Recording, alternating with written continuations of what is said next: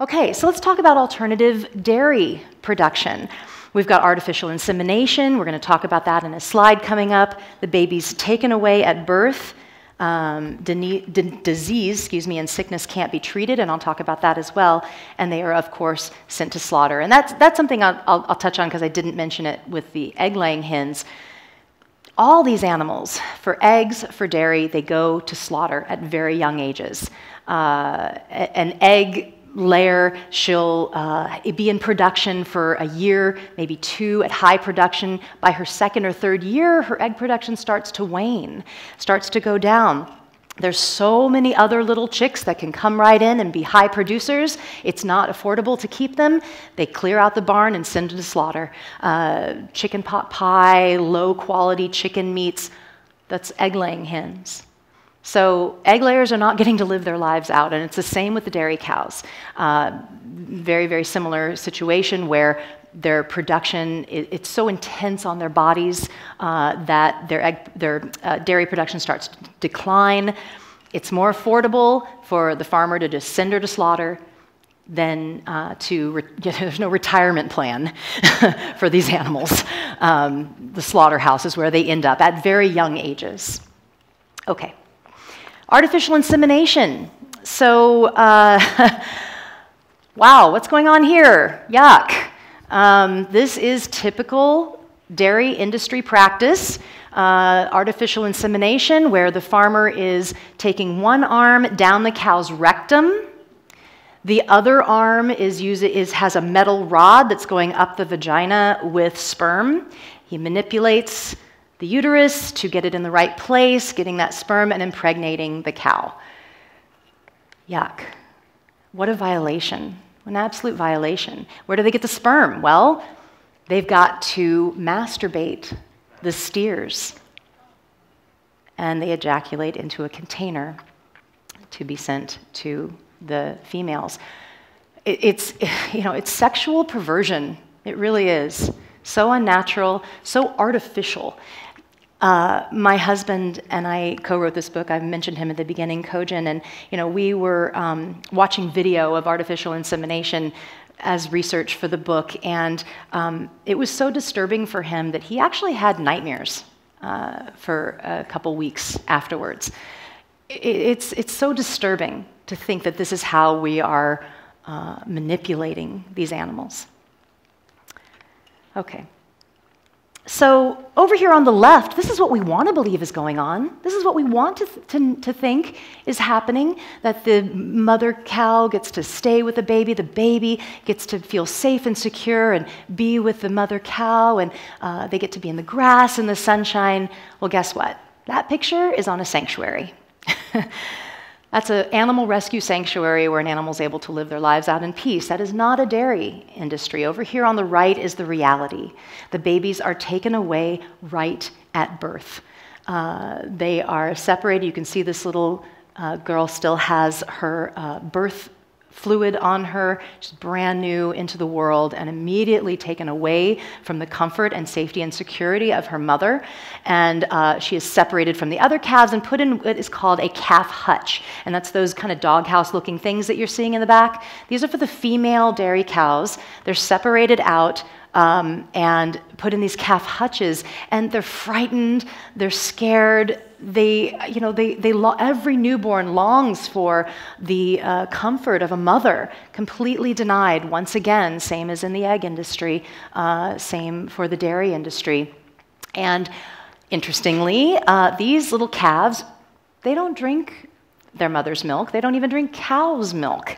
It is a formula of all kinds of stuff, soy, and they sometimes use blood, the blood from the slaughterhouse, because they have just gallons and gallons and gallons of blood. They'll put that into the formula. There's all kinds of yuck that they put in these formula that the babies are drinking, and so they're not even drinking milk. We are. Do you know we're the only animal on Earth that drinks another animal's milk? We're also the only animal on Earth that drinks milk after infancy. It's unnecessary. It's unnecessary. We do not need milk, and actually, it is very, very bad for us, and I'm sure you've heard a lot about that from the health practitioners. Okay, moving on. Alternative meat production.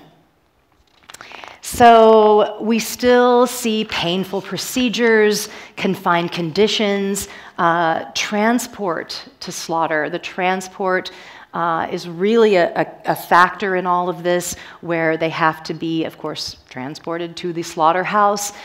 It's sometimes the only time the animal ever sees the light of day. Is in these terrible transport trucks that are tightly confined. They can be transported in all extremes of weather, freezing cold, extreme heat, no food or water for up to days at a time. There are going to be dead animals at the other end. They know that. There are animals that die in transport. They have actually a term for it, transport fever is what they call it, when they get this ammonia and flu-like sickness from the intensity of the transportation. But again, it's more profitable, more cost-effective to just have some of the animals die in transport than to give them simple comforts like food, water, shelter. And how can killing ever be humane? We've talked about that.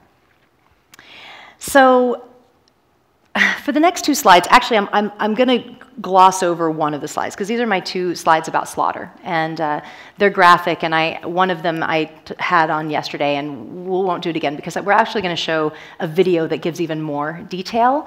So I might just skip over the chicken killing cones if you saw it yesterday. But I do want to talk about this, the mobile slaughter units. So this is happening more and more, that we're seeing alternative ways of slaughtering the animals that are supposed to be touted as more humane. And this is one of those methods, the mobile slaughter unit. We're seeing them actually in where I'm from, in Sonoma County, California, about an hour north of the Golden Gate Bridge. And it's basically a slaughterhouse on wheels. It's a slaughterhouse in a trailer. It's supposed to be more humane, and I would say that the one aspect to that could be true is that it cuts out the transportation factor. So the animals aren't being transported, but they're being killed on the farm. But is it more humane? Is it a more humane method of slaughter? Well, let's talk about that. So this is for large animals, cows, pigs, sheep. And basically, they kill them in the exact same way that they're killed at the slaughterhouse. They use a captive bolt gun. Has anyone seen, what is the movie? Is it Insidious Bastards? Is that the name of the movie, where he has a captive bolt gun as his weapon? Anyway, you get to see a captive bolt gun at work in this movie, and it's a brutal piece of machinery. It is a gun that shoots a metal rod, thick metal rod, into the animal's brain. Okay? This is supposed to render them unconscious, but so often and more often it does not. And it is just, painful. The animal is, freaking out, terrified, in pain, and they have to do it 2 or 3 times to get the animal unconscious. It's brutal. And then they slit the animal's throat. It can take minutes for them to bleed out and die. They often regain consciousness during this time. Absolutely brutal. So this is exactly the way they're killed in a slaughterhouse. She is not going to care if she's laying in the dirt by a trailer or if she's in a big slaughterhouse. It is still a painful, traumatic, and horrifying death, and she's going to fight that death. She wants to live. Okay, so we're going to skip over this next one because it'll be shown in the video. And it's about, I'll just say, it's about the chicken killing cone, so it's the new kind of on-the-farm method of killing chickens, but you'll see it in the video. So I'll read this quote with you in a minute. Let me set it up for you, this quote from my book. But I also interviewed a young man who, for my book, that worked at a slaughter facility that was a very small scale. A lot of the labels that you saw coming out on this meat was like family farm and, small scale, that kind of thing, and local.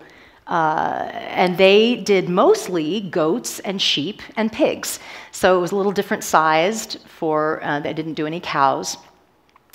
And he said that he would see lambs that were being slaughtered. They hoist them up by one leg, and they're going in a conveyor belt down the line, and they slit their throat, and they're bleeding out. He said that he would see lambs 5 minutes, 7 minutes after their throat was slit, when they're having the skin ripped from their bodies and all these manipulations happening, horrible things happening to them. These lambs would still be twitching in pain, still be writhing and feeling everything that was happening to them. So this is a quote from my book.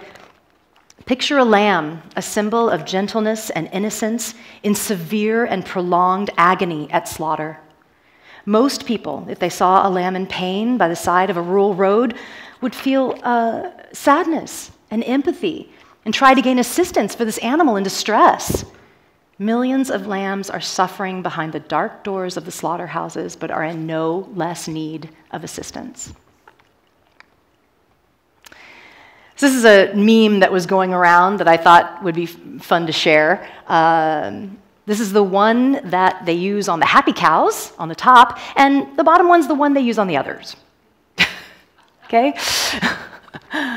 So basically it's saying there is no difference. There is no happy slaughter. There is no humane slaughter.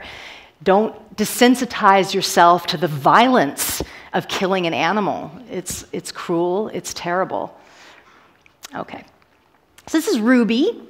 I got to meet Ruby at Animal Place, which is a farm sanctuary in California where they rescue animals from these terrible situations from off of dead piles and slaughterhouses. If an animal is too sick or injured and can't walk into the slaughter facility, they'll just throw them alive on these dead piles to die. So these people, wonderful, amazing people, will rescue the animals. And Ruby, the one on the left is when she first arrived at Animal Place, and the one on the right, I think, was one of her birthdays, and she was getting a cupcake. So, and she's big now. She's not little like that other, I got to meet her, and she's a big, big girl now. So Ruby has an interesting story. She was born on a pasture-based farm. Now, this is where, on this particular farm, they actually gave tours. And this is very, very unusual, very unusual. Even on these organic and free-range and all this, you very rarely are allowed on to these farms. They don't want you to see what's going on. They know. They know it's bad. So you often can't get on these farms. But this one actually gave tours. So it was, the best of the best. And they were very proud. So there was a woman that was on a tour of this farm, and there was a litter of piglets, and one of them was the runt. And the runt of the litter, there can sometimes be two, are often the tiny ones. They may be half the size of the others, and meat producers often feel that they're not worthy. They're not, it's a waste of feed to let them live, because they're not going to get the same amount of poundage that the other ones are going to.